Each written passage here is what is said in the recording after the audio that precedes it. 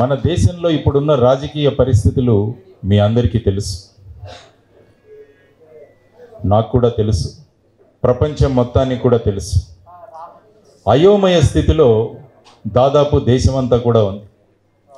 రాజకీయాలంటే ప్రజల్ని మోసగించడమే అనుకుంటున్న పరిస్థితులలో రాజకీయాలంటే సుపరిపాలన అని సిద్ధం చేయడానికి జై భారత్ పార్టీ పుట్టింది.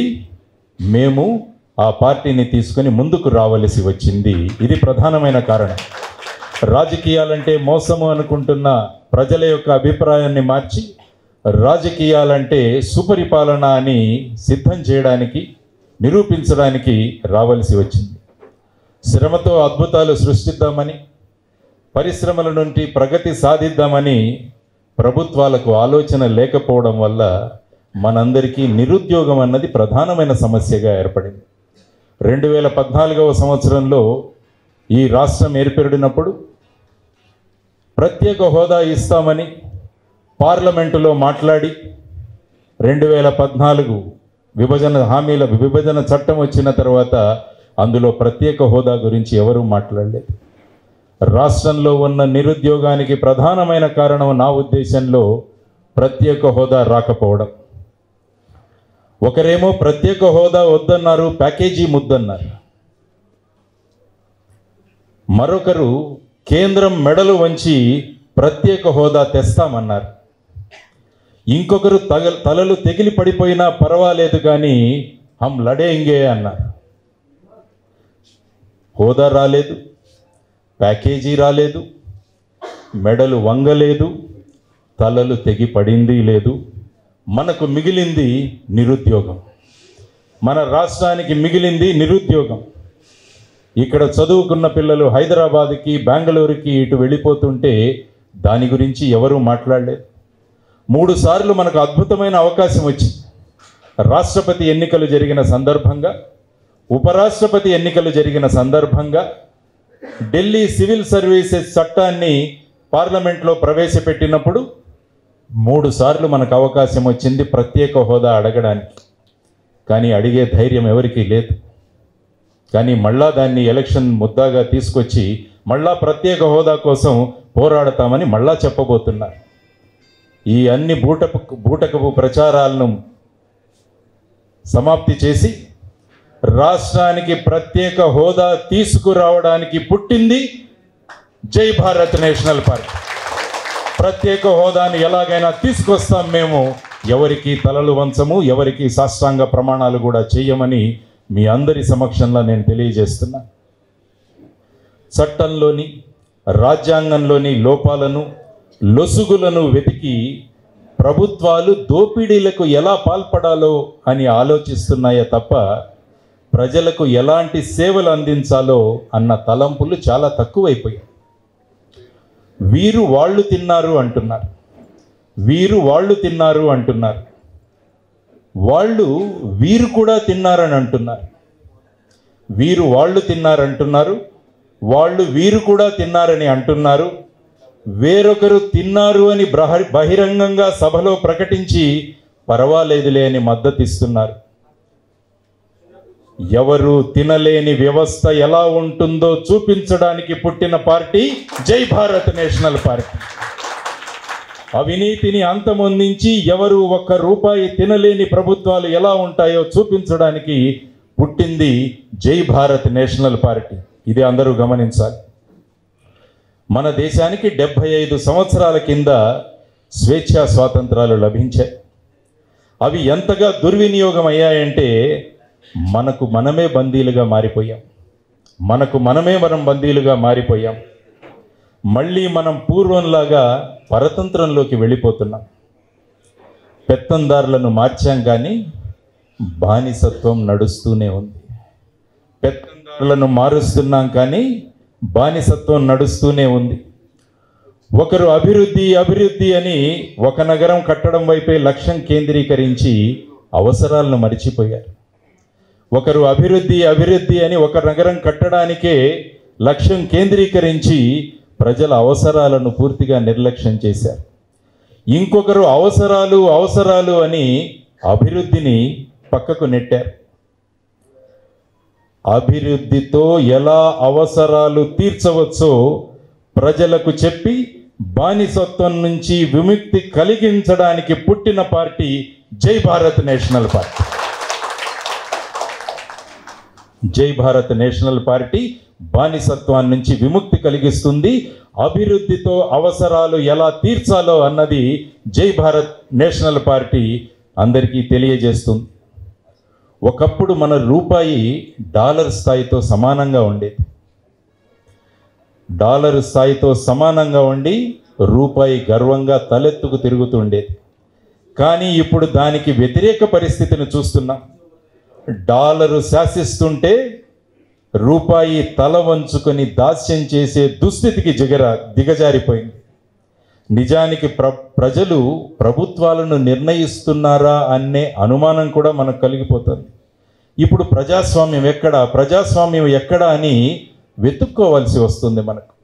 మనం పుస్తకాల్లో చదివిన ప్రజాస్వామ్యం, మనకు పెద్దలు చెప్పిన ప్రజాస్వామ్యం ఎక్కడ అని వెతుక్కోవాల్సిన పరిస్థితిలో మనమందరం కూడా ఉన్నాం.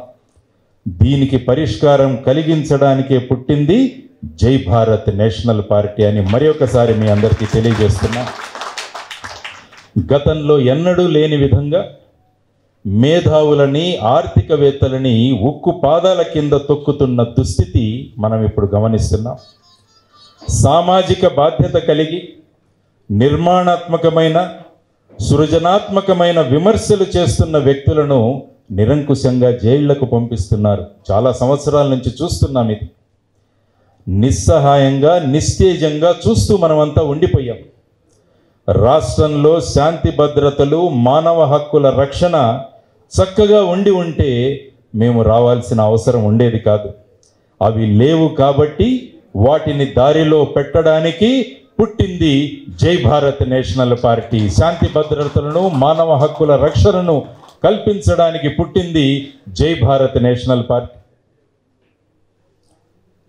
రాష్ట్రంలో ఒక్కసారి గమనించండి, మన రాష్ట్రంలో మరెక్కడా లేని విధంగా 1000 కిలోమీటర్ల సముద్ర ప్రాంతం కలిగి ఉంది.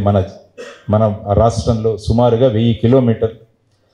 మీరు అనుకుంటే ఈ 1000 కిలోమీటర్లను కనుక మనం చక్కగా అభివృద్ధి చేయగలిగితే రాష్ట్రంలో ఉన్న సగం జనాభాకి మనం ఉద్యోగ కల్పన చేయవచ్చు. ఉద్యోగాలు మనం ఇక్కడే సృష్టించవచ్చు. భారతదేశం, ముఖ్యంగా ఆంధ్రప్రదేశ్ అన్నది వ్యవసాయ ప్రాధాన్య రాష్ట్రం. అందువల్ల గ్రామాలలో పరిశ్రమలు గనక మనం ఏర్పాటు చేయగలిగితే, గ్రామములలో పరిశ్రమ, వేరొకరు తప్పుతో అప్పు చేసిన వారి పక్కన ఉంటున్నారు. మేము తప్పు చేయము, అప్పు చేయము. మేము తప్పు చేయము, అప్పు చేయము. యువతరం యొక్క ఆధారంతో యువతరాన్ని మా వెంట తీసుకొని వీరందరూ తీసిన అప్పు తీర్చి ఆంధ్రప్రదేశ్ రాష్ట్రాన్ని గుజరాత్ రాష్ట్రం కన్నా ముందుగా తీసుకువెళ్ళే దానికోసం పుట్టింది జై భారత్ నేషనల్ పార్టీ. అప్పు చేయము, తప్పు చేయము. ఆంధ్రప్రదేశ్ రాష్ట్రాన్ని గుజరాత్ కన్నా ముందుకు తీసుకువెళతాం ఖచ్చితంగా. ఈ దయనీయ స్థితి ఇప్పటికైనా మారాలి. దానికోసమే ఈ జై భారత్ నేషనల్ పార్టీ నుంచి ముందుకు వస్తున్నాం. ఈ ఆశయంతోనే మేమందరము మీ ముందు నిలుచున్నాం. మీరు నందరూ నడుం బిగించి నాకు అండదండగా ఉండి స్వర్ణ భవిష్యత్తును, రాష్ట్రానికి స్వర్ణాంధ్ర అంటే స్వర్ణ భవిష్యత్తు ఉండాలి. భారతదేశంలో ఉన్నంత యువతరం ఎక్కడా లేదు. అటువంటి యువతరం ఉపాధి కోసం ఎందుకు తప్పించాలి అన్నది కూడా ఆలోచిస్తూ ఉంటే దానికి పరిష్కారాలు కనుగొనడానికి పుట్టిన పార్టీయే జై భారత్ నేషనల్ పార్టీ.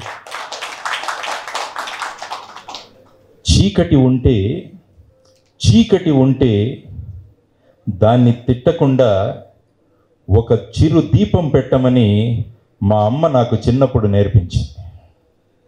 చీకటి ఉంటే చీకటిని తిట్టుకోకుండా చిరు దీపం పెట్టమని మా అమ్మ నాకు చిన్నప్పుడు నేర్పించింది. రాష్ట్రం చీకటిలో ఉంటే నేను ఈరోజు పెడుతున్న ఈ చిరు దీపాన్ని చూడ్డానికి మా అమ్మ కూడా వచ్చింది. ఈరోజు చీకటిలో ఉన్న రాష్ట్రాన్ని వెలుగులతో నింపడానికి ఒక చిరు దివ్వే మా జై భారత్ నేషనల్ పార్టీ. అందరూ చీకటి చూసి భయపడిపోతుంటారు. అందుకనే మా అమ్మ చెప్పింది, చీకటి కోసం భయపడద్దు, నీ ప్రయత్నం ఒక చిరు దీపం పెట్టు అక్కడ. కాబట్టి ఈరోజు ఈ రాష్ట్రం చీకటిలో ఉన్నందున ఒక చిరు దీపాన్ని మా జై భారత్ నేషనల్ పార్టీ రూపంలో వెలిగించాము. ఈరోజు ఈ వెలుగు ఖచ్చితంగా అందరికీ చేరుతుంది, కోటి కాంతులను నింపుతుంది అని నేను మనస్ఫూర్తిగా అనుకుంటున్నాను. అందువల్ల ఈరోజు ఈ కార్యక్రమానికి విచ్చేసిన మీ అందరికీ కూడా కృతజ్ఞతలు తెలియజేస్తూ, ఈ జై భారత్ నేషనల్ పార్టీ ఒక వెబ్సైట్ కూడా మేము తయారు చేశాం. ఎందుకంటే ప్రజలందరూ మా వెంట ఉంటారు. ప్రజలకు మేము ఏమనుకుంటున్నామో, మా అభిప్రాయాలు ఏంటి అన్నవి తెలియజేయడానికి ఒక వెబ్సైట్ కూడా తయారు చేయడం జరిగింది. అది కూడా ఇప్పుడు లాంచ్ చేయబోతున్నాం. మెంబర్స్గా ఈ వెబ్సైట్ ద్వారా చేరమని, ఆ తర్వాత మాకు అంగబలం, ఆర్థిక బలం వీటిని కూడా సమకూర్చాలని చెప్పి నేను మీ ద్వారా ఈరోజు మీడియా మిత్రులందరూ కూడా పెద్ద సంఖ్యలో వచ్చారు. మీడియా మిత్రుల ద్వారా ఈ జై భారత్ నేషనల్ పార్టీని ముందుకు కొనసాగించాలి అన్నది మా కాంక్ష. ఆ కాంక్షలో ఎప్పుడు కూడా ప్రజలకు నిజం అందించాలి, ప్రజలకు మంచి వార్తలు అందించాలి, ప్రజలలో చైతన్యాన్ని నింపాలి అని పాటుపడే మీడియా మిత్రులందరూ కూడా మాతో ఉండడం వల్ల ఈ రాజకీయాల్లోకి వచ్చారు. ఇప్పుడే రాజకీయాల్లోకి వస్తే వాళ్ళందరూ జీవితంలో ఇబ్బంది పడితే, రాజకీయాలు ఇబ్బంది పడితే వాళ్ళ భవిష్యత్తు ఏంటి? రెండు, ఇంకొక క్వశ్చన్, మీరు ఆంధ్రప్రదేశ్లో ఎంపీగా పోటీ చేస్తారా, ఎమ్మెల్యేగా పోటీ చేస్తారా, లేదా రెండు చోట్ల నుంచి పోటీ చేస్తారా, ఒక చోటే పోటీ చేస్తారా? యువత రాజకీయం ఎక్కడి నుంచి చేస్తారు? యువత రాజకీయంలో రావాలని నేను ఎప్పుడు చెబుతూ ఉంటాను. ఎందుకంటే దానికి ప్రధానమైన కారణం భారతదేశంలో ఏమైందంటే, ముఖ్యంగా ఆంధ్రప్రదేశ్లో మన కాలేజెస్లో స్టూడెంట్ బాడీ ఎలక్షన్స్ ఆపేశారు. అందువల్ల కొత్త స్టూడెంట్ లీడర్షిప్ రావట్లేదు. భారతదేశ స్వాతంత్ర సంగ్రామంలో కూడా దానికి ముందు నలిపిన వాళ్ళు యువతరం, ఆ తర్వాత స్టూడెంట్ లీడర్స్. ఆ విధంగా రావాలంటే పొలిటిక్స్ను కూడా కెరియర్గా చేసుకునే పరిస్థితులు మనం కల్పించాలి. అందరూ రాజకీయ నాయకులు వాళ్ళ కుటుంబ సభ్యులు కావాలి, వాళ్ళ బంధువులు కావాలి, ప్రస్థాపిత వ్యక్తులు మాత్రమే కావాలి అని అనుకుంటున్న సమయంలో యువతరం రావట్లేదు. అటువంటి వాతావరణాన్ని ఖచ్చితంగా జై భారత్ నేషనల్ పార్టీ క్రియేట్ చేస్తుంది. ఎందుకంటే ఒక ఉద్యోగాని కోసం ఎంతోమంది అప్లికేషన్లు పెడతారు. ఇవన్నీ కూడా ఉద్యోగాలే. వార్డు మెంబరు నుంచి sarpanch, municipal councillor, corporator, MPTC, ZPTC ఇవన్నీ కూడా ప్రతి 5 సంవత్సరాలకి 5 లక్షల ఉద్యోగాలు పడతాయి. ఎందుకు వీటిని కెరియర్గా చేసుకోవట్లేదు? ఎందుకంటే ఆ విధమైన కాన్ఫిడెన్స్ మనం యువతరంకి ఇవ్వట్లేదు. జై భారత్ నేషనల్ పార్టీ ఆ విశ్వాసాన్ని కలుగజేస్తుంది. ఇంతకుముందు నేను ఒక వ్యక్తిగా మాట్లాడాను, ఈరోజు జై భారత్ నేషనల్ పార్టీ అధ్యక్షుడిగా మాట్లాడుతున్నారు. పార్టీ, మా కార్యవర్గం ఏ విధంగా ఎవరు ఎక్కడ నిలబడతారన్నది నిర్ణయిస్తారు. ఆ నిర్ణయాలకు నేను కూడా కట్టుబడి ఉంటాను. ఎందుకంటే మా పార్టీలో అంతర్గత ప్రజాస్వామ్యం ఉంటుంది. ప్రజాస్వామ్య పద్ధతిలో ఇక్కడ నిర్ణయాలు తీసుకుంటాను. ఆ నిర్ణయాలు మీకు ఖచ్చితంగా ప్రకటిస్తాను. నేను ఎన్నికల్లో ఖచ్చితంగా భాగస్వామ్యం తీసుకుంటాం. ఇప్పుడు ఈ పార్టీ మా కాళ్ళ మీదే మేము ఎదుగుతాం. ఇది కాళ్ళ మీద ఎదిగే పార్టీ. పొత్తులు అవసరం లేదు. ఈ కాళ్ళ మీద ఎగుతుందో ఖచ్చితంగా మేము ముందుకు వెళతాం. ఖచ్చితంగా ముందుకు వెళతాం. సార్, విజయపురం ఏబీపీ సార్, అవునన్నా కాదన్నా పాలిటిక్స్ అనేది బాగా డబ్బుతో ముడిపడిపోయి ఉన్నది. ఇలాంటి టైంలో అంటే చాలామంది వచ్చి కూడా సక్సెస్ కాలేకపోతున్నారు. ఒక మాట ఓపెన్గా చెప్పుకుందాం, జనమే డిమాండ్ చేస్తున్న పరిస్థితి. వాళ్ళే వచ్చి మాకు ఎంత కావాలని అలాంటి పరిస్థితి మనం చూసాం చాలా చోట్ల. ఇలాంటి పరిస్థితుల్లో మీరు అనుకున్న ఈ వాల్యూస్తో ఏ మేరకు రాజకీయం చేయగలనని అనుకుంటున్నారు మీరు? నాకు ప్రధానమైన కాన్ఫిడెన్స్, వాల్యూ ఉన్న మీడియా నాతో ఉంది. వాల్యూస్ ఉన్న మీడియా నాతో ఉన్నప్పుడు నేను ఖచ్చితంగా ముందుకు వెళతాను. ఎందుకంటే ప్రజలకు నిజాలు అందించడానికి మీరందరూ కూడా 24 గంటలు సిద్ధంగా ఉంటారు. ఎక్కడ ఈ విధమైన వాల్యూ లేని రాజకీయాలు చేస్తారో వాళ్ళను బయటికి తేవడానికి మీరు అహర్రాత్రులు 24 గంటలు మీరు పనిలో ఉంటారు. మీలాంటి మీడియా మాతో ఉన్నందున డబ్బు అవసరం లేదు. రాజకీయాలు చేయాలంటే డబ్బులు కావాలి, రాజనీతిని మనం చేయాలంటే డబ్బు అవసరం లేదని నేను అనుకుంటాను. ఆ విధంగా నిలబడుతుంది జై భారత్ నేషనల్ పార్టీ. ఉంటుంది అన్ని పార్టీలాగానే మీరు కూడా ఉచితాల ప్రకటన చేస్తారా, లేకపోతే ఏమన్నా వేరే పందాలు పోతారా? పార్టీ మేనిఫెస్టో తయారవుతుంది. అందుకని నేను ఉపోద్ఘాతంలో చెప్పాను, అభివృద్ధి అవసరాలు ఈ రెండిటిని కూడా ఇది జోడు ఎద్దుల బండి కాబట్టి దీన్ని ఏ విధంగా తీసుకువెళ్ళాలి అన్నది త్వరలో మా మేనిఫెస్టో రిలీజ్ కాబోతోంది. ప్రతి ఇంటికి ఉద్యోగం ఇచ్చే పథకం మేము తీసుకొస్తాం. ప్రతి వ్యక్తికి కూడా ఉద్యోగం ఇచ్చే పథకాన్ని మేము తీసుకొస్తాం. సార్ ప్రత్యేక హోదా పట్ల అవగాహన పెట్టుకోవాలి. చాలామంది రాజకీయ నాయకులు వాళ్లను తప్పుదోవ పట్టిస్తున్నారు. ఇంతకుముందు నేను చెప్పాను, ఆ విధంగా కాకుండా, ఎందుకంటే ఎన్కే సింగ్ గారు 15th ఫైనాన్స్ కమిషన్ వారు స్పష్టంగా చెప్పారు, కేంద్ర ప్రభుత్వం అనుకుంటే స్పెషల్ కేటగిరీ స్టేటస్ ప్రత్యేక హోదా ఇవ్వచ్చని ఆయన పుస్తకంలో కూడా రాశారు. అది ఎందుకు ఇవ్వరు అన్నది బలంగా అడగడానికి అక్కడ గొంతులు కావాలి మనకు. ఆ గొంతులు గనక మీరు మాకు ఇవ్వగలిగితే ఒక ప్రణాళిక ద్వారా ప్రత్యేక హోదాని రాష్ట్రానికి ఖచ్చితంగా తీసుకొస్తుంది జై భారత్ నేషనల్ పార్టీ అని నేను మీ అందరికీ కూడా చెప్తున్నా. ప్రణాళిక ఉంది మా దగ్గర, ప్రణాళికబద్ధంగా వెళతాం, ఖచ్చితంగా సార్ వెళతాం. ఎందుకంటే మొత్తం రాష్ట్రం అంతా తిరిగాను నేను, ప్రజలకు సుపరిచయం. ఆ విధంగా మీరు అన్నారు 100 రోజులే ఉంది కదా అన్నది, కొత్త మార్గాలు వెతకాలి, ఇందులో ఇదొక మార్గం.